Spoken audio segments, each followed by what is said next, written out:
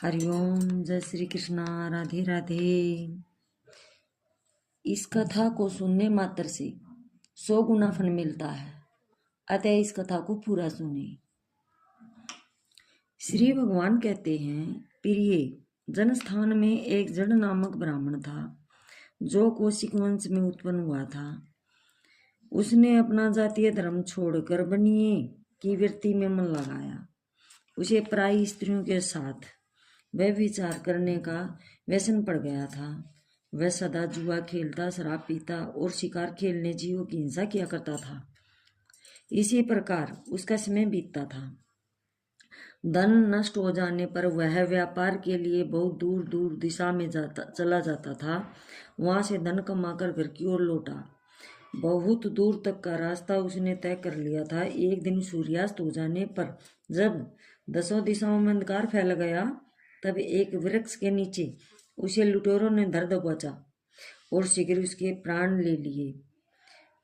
उसके धर्म का लोप हो गया था, इसलिए वह बड़ा भयानक प्रेत हुआ। उसका पुत्र बड़ा धर्मात्मा और वेदों का ज्ञाता था।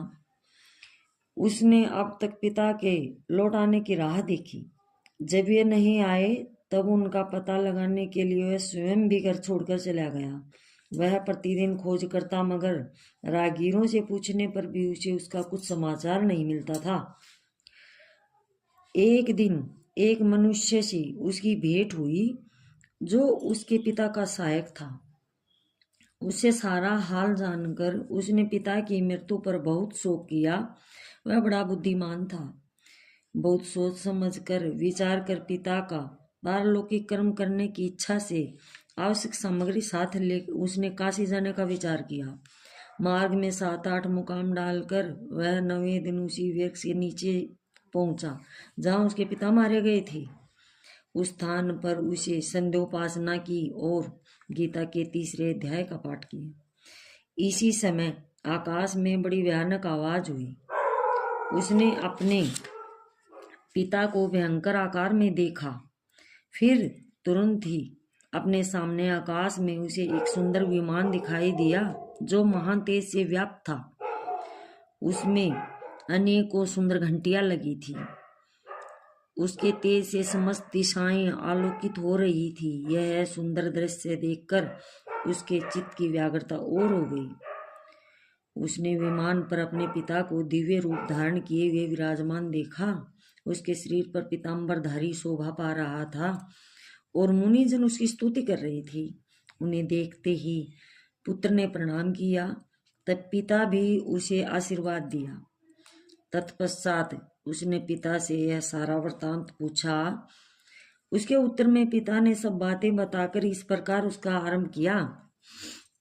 बेटा, देववश मेरे निकट गीता के 3 अध्याय धापक पाठ के करने तुमने इस शरीर के द्वारा किए हुए दुष्चर्य कर्म बंधनों से मुझे छुड़ा दिया। अतः अब घर लौट जाओ, क्योंकि जिसके लिए तुम काशी जा रहे थे वह प्रयोजन इस समय 3 अध्याय के पाठ से ही सिद्ध हो गया है। पिता के यो कहने पर पुत्र ने पूछा, तात, मेरे हित का उपदेश दीजिए तथा और कोई कार्य जो मेरे लिए करने योग्य हो बतलाइए। तब पिता ने उससे कहा, अन्यथा तुम्हें यही कार्य फिर करना है। मैंने जो कर्म किया है वही मेरे भाइयों ने भी किया है। इससे वे घोर नरक में पड़े हैं। उनका भी तुम्हें उद्धार करना चाहिए तथा मेरे कुल के और जितने लोग नरक में पड़े हैं उन सब का भी तुम्हारे द्वारा उद्धार हो जाना चाहिए। यही मेरा मनोरथ है बेटा। जिस साधन के द्वारा तुमने मुझे संकट से छुड़ाया है उसी का अनुष्ठान औरों के लिए भी करना उचित है। उसका अनुष्ठान करके उससे होने वाला पुण्य उन नाराकी जीवों को संकल्प करके दे दो। इससे वे समस्त पूर्वज मेरी ही तरह यातना से मुक्त हों।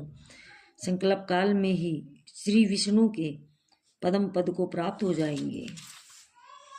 पिता का यह संदेश सुनकर पुत्र ने कहा, तात, यदि ऐसी बात है और आपकी भी ऐसी ही रुचि है तो मैं समस्त नरकी जीवों का नरक से उद्धार कर दूंगा। यह सुनकर उसके पिता बोले, बेटा, एवमस्तु, तुम्हारा कल्याण हो। मेरा अत्यंत प्रिय कार्य संपन्न हो गया है। इस प्रकार पुत्र को आश्वासन देकर उसके पिता भगवान विष्णु के परम धाम को चले गए। तत्पश्चात वह भी लौटकर जनस्थान में आया और परम सुंदर भगवान श्री कृष्ण के मंदिर में उनके समक्ष बैठकर पिता के आदेश अनुसार गीता के 3 अध्याय का पाठ करने लगा। उसने नार के जीवों का उद्धार करने की इच्छा से गीता पाठ जनित सारा पुण्य संकल्प करके दे दिया। इसी बीच में भगवान विष्णु के दूत यातना भोगने वाले नार के जीवों को छुड़ाने के लिए यमराज के पास गए। यमराज जाने नाना प्रकार के सत्कारों से उसका पूजन किया और कुशल पूछी। वे बोले, धर्मराज, हम लोगों के लिए सब और आनंद ही आनंद है। इस प्रकार सत्कार करके पितरलोक के सम्राट परम बुद्धिमान यम ने विष्णु दूतों से यमलोक में आने का कारण पूछा। तब विष्णु दूतों ने कहा, यमराज, शेष शैया पर शयन करने वाले भगवान विष्णु ने हम लोगों को आपके पास कुछ संदेश देने के लिए भेजा है। भगवान हम लोगों के मुख से आपकी कुशल पूछते हैं और यह आज्ञा देते हैं कि आप नरक में पड़े हुए समस्त प्राणियों को छोड़ दें। अमित तेजस्वी भगवान विष्णु का यह आदेश सुनकर यमन ने मस्तक झुकाकर उसे स्वीकार किया और मन ही मन कुछ सोचा। तत्पश्चात मंदोमद नारक की जीवों को नरक से मुक्त देखकर उनके साथ ही वे भगवान विष्णु की वास स्थान को चले गए। यमराज श्रेष्ठ विमान के द्वारा जहाँ क्षीर सागर है वहां जा पहुंचे। उसके भीतर कोटि कोटि सूर्यों के समान कांतिमान नील कमल दल के समान श्याम सुंदर लोकनाथ जगत गुरु श्री हरि का उन्होंने दर्शन किया। भगवान का तेज उनकी सैया बने हुए शेषनाग के फणों की मणियों के प्रकाश से दूना हो रहा था। वे आनंद युक्त दिखाई दे रहे थे। उनका हृदय प्रसन्नता से परिपूर्ण था। भगवती लक्ष्मी अपनी सरल चितवन से प्रेम पूर्वक उन्हें बार बार निहार रही थी। चारों ओर योगी जन भगवान की सेवा में खड़े थे। उन योगिनियों की आंखों के तारे ध्यानस्थ होने के कारण निश्चल प्रतीत होते थे। देवराज इंद्र अपने विरोधियों को परास्त करने के लिए उद्देश्य से भगवान की स्तुति कर रहे थे। ब्रह्मा जी के मुख से निकले हुए वेदांत वाक्य मूर्तिमान होकर भगवान के गुणों का गान कर रहे थे। भगवान पूर्णतः संतुष्ट होने के साथ ही समस्त योगिनियों की ओर से उदासीन प्रतीत होते थे। जीवों में से जिन्होंने योग साधना के द्वारा अधिक पुण्य संचय किया था उन सबको एक ही साथ वे कृपा दृष्टि से निहार रहे थे। भगवान अपने स्वरूपभूत अखिल चराचर जगत को आनंद पूर्ण दृष्टि से अमोदित कर रहे थे। शेषनाग के प्रभाव से उद्रसित एवं सर्वत्र व्यापक दिव्य विग्रह धारण किए नील कमल के सदृश श्याम वर्ण वाले श्री हरि ऐसे जान पड़ते थे मानो चांदनी से घिरा हुआ आकाश सुशोभित हो रहा है। इस प्रकार भगवान की झांकी करके यमराज अपनी विशाल बुद्धि के द्वारा उनकी स्तुति करने लगे। यमराज बोले, संपूर्ण जगत का निर्माण करने वाले परमेश्वर, आपका अंतकरण अत्यंत निर्मल है। आपके मुख से ही वेदों का प्रादुर्भाव हुआ है। आप ही विश्व स्वरूप और इसके विधायक ब्रह्मा हैं। आपको नमस्कार।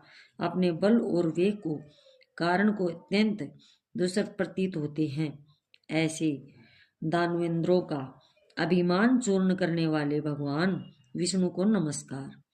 पालन के समय सत्य में शरीर धारण करने वाले विश्व के आधारभूत सर्वव्यापी हरि श्री हरि को नमस्कार।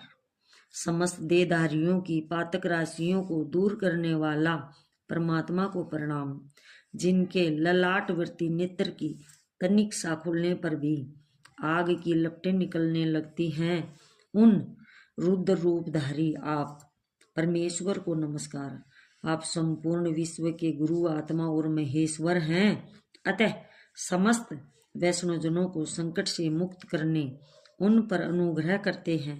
आप माया से विस्तार को प्राप्त हुए, अखिल विश्व में व्याप्त होकर भी कभी माया अथवा उससे उत्पन्न होने वाले गुणों से मोहित नहीं होते। माया तथा माया जनित गुणों के बीच में स्थित होने पर भी आप पर उनमें से किसी का प्रभाव नहीं पड़ता। आपकी महिमा का अंत नहीं, क्योंकि आप असीम हैं। फिर आप वाणी के विषय कैसे हो सकते हैं? अतः मेरा मौन रहना ही उचित है। इस प्रकार स्तुति करते यमराज ने हाथ जोड़कर कहा, जगद्गुरु, आपके आदेश से इन जीवों का गुण रहित होने पर भी मैंने छोड़ दिया है। आप मेरे योग्य और जो कार्य हो उसे बताइए। उनके यूं कहने पर भगवान मधुसूदन मेघ के समान गंभीर वाणी द्वारा मानो अमृत रस से खींचते हुए बोले, धर्मराज, तुम सबके प्रति समान भाव रखते हो, लोगों का पाप से उद्धार कर रहे हो। तुम पर देहधारियों का भार रखकर मैं निश्चिंत हूँ। अतः तुम अपना काम करो और अपने लोक को लौट जाओ। यो कहकर भगवान अंतर्ध्यान हो गए। यमराज भी अपनी पुरी को लौट गए। तब वह ब्राह्मण अपनी जाति के और समस्त नर के जीवों का नरक से उद्धार करके स्वयं भी श्रेष्ठ विमान पर विष्णु धाम को चला गया। जय श्री राधे, जय श्री राधे, जय श्री राधे।